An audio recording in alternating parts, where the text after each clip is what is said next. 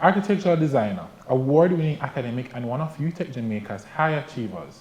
With us today is Mr. Alexander Crooks, a valedictorian nominee and a graduate from the Caribbean School of Architecture. Welcome. Thanks for having me. Great. All right, so you're here today because you have completed your Bachelor's of Arts in Architectural Studies. Architectural Studies. What brought you to UTech? What brought you to architectural design? What sparked your interest? I think overall, I've kind of had an aptitude for designing. When I was growing up, I always had a very hands-on nature with even playing.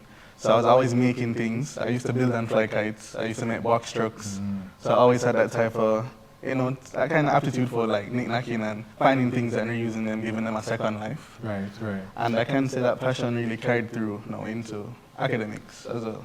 Was it merely a fascination, or there was a moment when real interest set in? The real interest set in with architecture in particular was when I was doing technical drawing in high school. So I attended Campion College, the great Campion College. And as well, I placed in the exam, I placed 7th in the region. Oh, so I realized in the Caribbean. So I realized I had an aptitude for that type of thing. And essentially, when it came around to that time, I realized, okay, I'm good at this. So my teachers encouraged me and said that it's something that you can pursue at UTech. And that's what pretty much led to me applying later on. Right. But was there any particular project that stood out and that was what piqued your interest? I wouldn't say that there was anything in particular, but it's just a lot of different influences that came together over time. So despite me doing the exams and doing well, I also had like a personal interest as well. I found myself looking at YouTube videos, pictures, everything. And that culmination kind of went into me doing my own personal drawings and having that own personal investigation into the real, and like it's like a really engrossing world of architecture. Once it's in, it's hard to come out. Right. You see it everywhere. So right, I mean, yeah, naturally. Right. Exactly. But tell me, you say that you're interested in tropical architecture. Right. What is that? Well, tropical architecture involves designing specifically for this region, actually. Okay. So that's the tropics. The tropics, so ventilation, climate especially, and just comfort in that climate as well. Okay. All right. So why, after all of this interest, you being so passionate about architectural design, why did you choose UTech? Well, I chose UTech because it's actually the only English-speaking architecture school in the Caribbean. Right. So the options are very narrow, but nonetheless, UTech offers a very hands-on program. And I was able to come out work ready.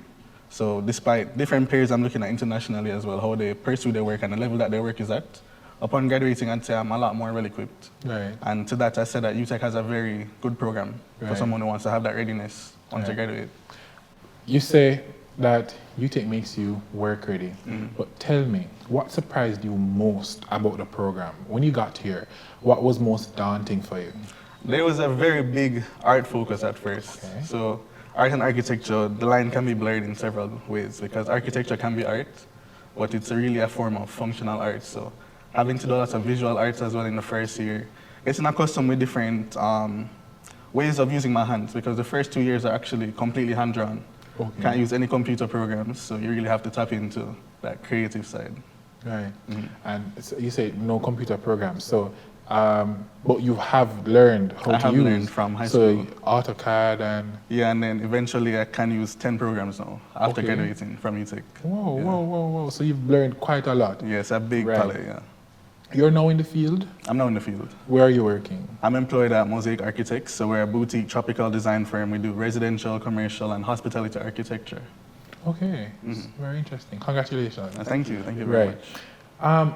During your time at UTech, you earned the valedictorian nominee for class of 2025, CSA Student of the Year 2025, Outstanding Academic Performer in 2025, Head of School Drawing Award, Best Academic Performance, Grace Kennedy Foundation, UTech Scholar. There are lots of things. A lot of things. Right. How did you do it? How did you get here?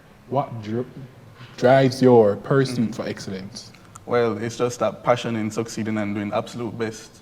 I don't feel satisfied unless I know that I've really exhausted what I put my mind to. Right. And I think that some of these awards, I didn't even know I was getting them in the first place. the head of school drawing award, for example, I was the very first recipient of that award. Right. So I could say that the passion of just, doing what I love, it kind of brings out a lot more effort into what I do. Right. And then those things kind of show themselves to other people. And I think it becomes obvious after a while that I feel like I'm doing exactly what I'm called to do. Okay. Yeah. Tell us a little bit more about the Head of School Drawing Award. It was what you got. This was the project. The project. Yeah, it's called Cantaro. So it's actually a project that's a culinary museum designed for Panama City, and it traces the culinary history of Panama. And the Head of School Drawing Award, it essentially captures students who have good visual skills and graphic skills, and it essentially tries to portray more that to students to kind of encourage them to have better visuals in the projects, because that tells a story and a narrative, and yeah, that's what comes from it. Okay, that's very, very interesting. Earlier, we were looking at the photo, and you say it's a culinary, right? Museum, right? And quite a bit of the elements I was seeing, they're it culinary looks like based. an onion, or it looks like A whisk. a Yeah, whisk, that's actually upside down. or what do you call it? The bulb of a bulb of an garlic. onion. Right, Yeah, right. you cut it in half, yeah. Yeah, very, very good, very, very interesting. How would you, or what would you tell a student who wants to receive this award? Well, I'd say, of course, you need to practice your programs, naturally, but I think that... What programs? Well, there are programs like Photoshop, Illustrator, different visualization 3D software that we use. Right. But, that's your tool. The tool is an extension of what you're capable of, so as long as you have a very good visual palette Right. and you're learned, then I think those things can influence you to become a better visual designer. Right, right. So we get the academics, and we know you used to build box stroke and thing. Yeah. But what do you do now to balance both being at work and kind of relax from that academic pressure and pursuit? Okay, well, I take personal time very seriously. Okay. And I dedicate at least one day a week to just like catching up on my interests and so on. I love Formula One, I love motorsports and racing. I like spending time with my friends and family, I love traveling. And those things kind of double as also not much relaxation, but also they stimulate my mind in a very good way. So it doesn't make me feel very lazy. Right. I think it still pushes me to still keep learning. Right. You spoke about a passion project. What was it? Well, there's several passion projects actually, but the first passion project that comes to mind, I can say, would definitely be one of my second year projects from architecture school. It's called the Arachnid. And it's essentially a freestanding... Repeat that name? The Arachnid. Arachnid? Yes, so arachnids come from spiders. Right.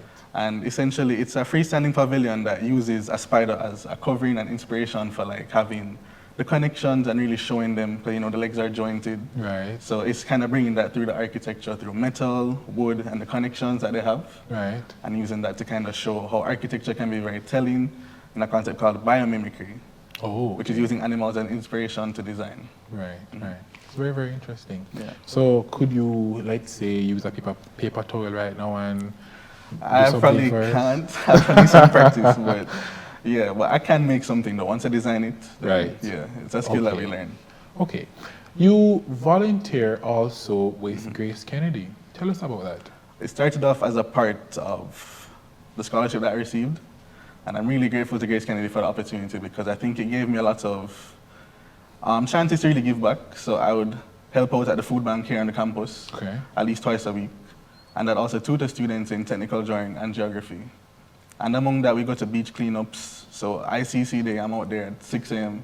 Helping to clear garbage in the mangroves and so on. And there are different things that they do. And of course, it has the benefits of the scholarship, but just having that personal responsibility to give back, I've always appreciated that. Right. Now, important question. How did all of this experience while being at UTech prepare you to be a work-ready graduate? And what was the transition like when you got out there into the working world? I'd say everything at UTech, having to balance your time and to really spend your time giving to different things. You have to stretch yourself thin sometimes, but I think that having that balance in knowing how to schedule time and also having to commit to different things, I think that helps me to be essentially really work-ready in the fact that I know how to schedule my time, I know what to do when, and I feel like it's helped me to become a really efficient person. Right. one thing we can't end without mentioning this. Those nights by the CSA building. Right. We all know that the CSA students stay up late, Never sleeps. never sleep. Like, the How light did you is always manage? on. How did you manage? Well, at first, I fell into that. So I can say that the first year at CSA was my hardest year. And that's because I'm staying up trying to learn all these new skills and do all these new projects. But I can say over time, how I use my time has changed. So you can either do two things. You can either start really strong and then relax towards the end, or you can relax first and then end strong. Right. I always chose to start really strong. So I do the opposite. So I'd be working hard from the start and then I can cruise into the end and have a really good project to show for that. And that was particularly because you wanted to sleep, right? Exactly, love Okay, sleeping. right. Now, looking into the future, what impact do you want to have on the society, on UTech? Well, I want to be an architect of change. I want to be an architect that utilizes our climate to our advantage. So instead of us living in the tropics, we live for the tropics, we design for the tropics. I think that's the pinnacle of my studies. It's something that we really looked at during education at the Caribbean School of Architecture, Tropical Design. And then I guess aligning myself with a firm that really has that passion at the center, Right. I think it really helps to drive my career more in that direction. And I can broaden this impact to different Caribbean places and to the world beyond. All right. So we are at the end of the interview, Okay. but I'm going to ask you to just look into that camera and tell your younger self or somebody who would have been in your position at second year, sixth form, looking to do architecture. What are some tips you have for them? Well, I'd say never give up. No matter how bleak the road is, or even if you don't know where you're going to end up, just having that passion and the pursuit for success, you'll always get to where you want to go. So stay with God, pray about it, and you know that everything's going to work itself out. Alexander, thank you so much for joining us It's been today, a pleasure. helping us to build our way into the future, helping me understand something about tropical, what is it? Architecture? Right. And I want to see that whole spider thing. Of course, that I'll you're definitely talking show you. about. Right. So thank you so much for joining us today. Thanks for having me. Right. This has been today's episode of Night Spotlight. Thanks for joining.